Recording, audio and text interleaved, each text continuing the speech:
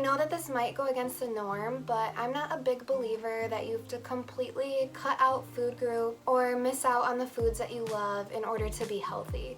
In fact, I've actually seen more progress in my healthy living journey and weight loss by still eating the foods that I love but limiting them rather than cutting them out completely. By the end of this video, you'll have all my tips and thoughts on foods that I haven't given up but limited in order to expedite my fat loss results and start my healthy living journey to become the healthiest and the best version of myself. If you are someone that is currently struggling with your healthy living journey, or if you're struggling to find the balance with food to figure out kind of what works best for you, then make sure to watch this video to the very end, because I think that you'll actually be quite surprised to see some of the things that I actually don't cut out in order to see results and be healthy. Hint, carbs. But just real quick before we get into the video and before I share the foods that I've limited that have really helped expedite my results and become the most healthiest version of myself. If you're new here, my name's Monique and I post videos every Tuesday and Friday on health, wellness, and just general lifestyle content. So if that sounds like something you're interested in, I would love it if you would subscribe and join my community here on YouTube.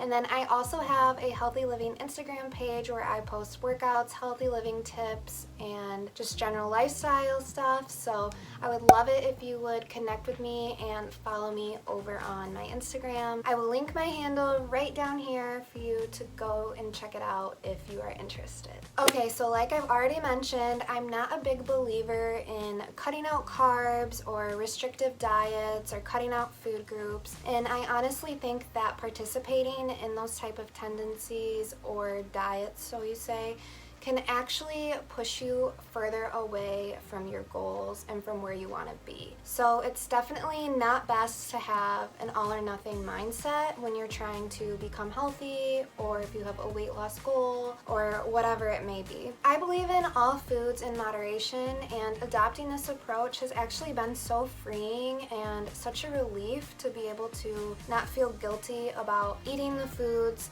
that I enjoy while also eating foods that are healthy for me and I know provide nutritional benefit. And not being so restrictive has made life so much more enjoyable. Think about it. If somebody tells you that you can't have something, it only makes you want to have that thing more. Or knowing that you can't have something and then indulging in it, it makes you want to eat every little bit of it that's in front of you because you think that you're never going to be able to get it again. And then if you're like me, you end up eating it and eating it and eating it and making yourself sick, and then it just turns into a horrible binge that you don't even need to participate in the first place, because you do not need to be restrictive and cut out foods that you love in order to see the results that you're going for. And if anybody tells you otherwise, they're wrong. Don't listen to them. And I'm not somebody that really likes to shun down others' opinions, but that is one thing that I am very passionate about. You do not have to cut out food groups. You do not have to be restrictive. You do not have to give up the foods that you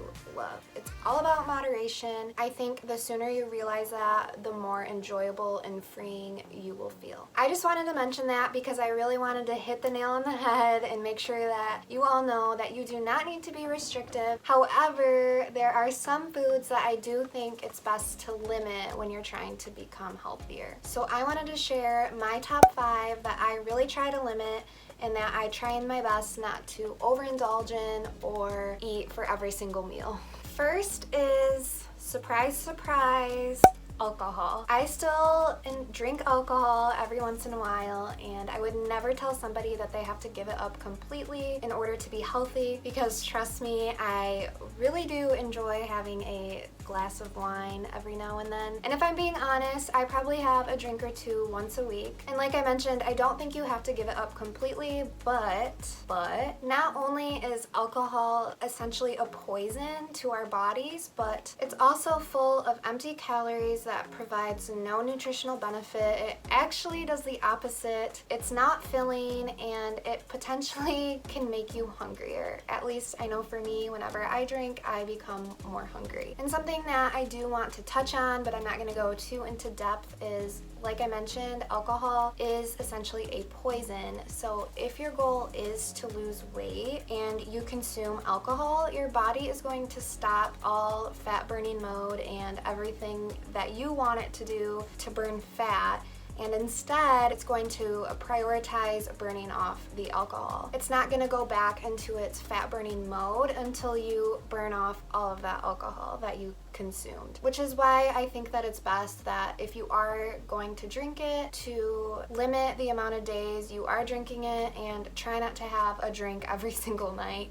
I mean, obviously for other reasons it's not best to do that as well, but I just wanted to mention that in this video so you know that it's best to limit it, not just because of the calories. Okay, and then the next thing that I limit is processed foods. So what I mean by processed foods is like chips, crackers, but that's the thing with like chips, crackers, Cheez-Its, all those sorts of things that come in a bag, is that they have no nutritional benefit and they do not fill you up at all. So you can actually end up eating quite a bit of them and still be hungry. So I definitely think it would be better to grab an apple or a bowl of fruit or some vegetables or even meat. Honestly, anything with nutritional value before indulging in something that is full of just empty calories. The next thing that I really think is best to limit is fried food. So French fries, elephant ears. I don't know why I always say elephant ears, but that's just like what I think of when I think of fried food. Maybe it's because I love elephant ears. Anything that you put in a deep fryer, like fried chicken, corn dogs,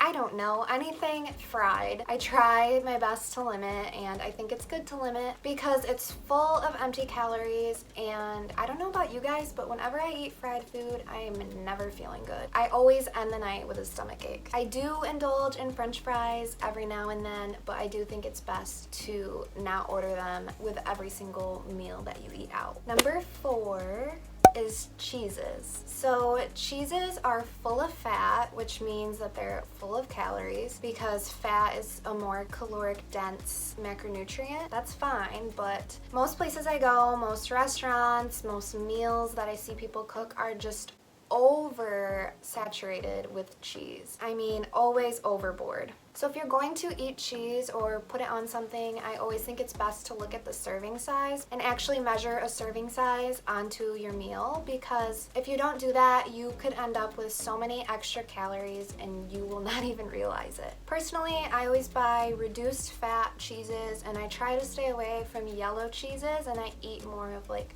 Gouda, feta. There's another one and I'm gonna butcher the name, but it's like gorgonzola, I don't know, but I'm sure you guys know and will correct me.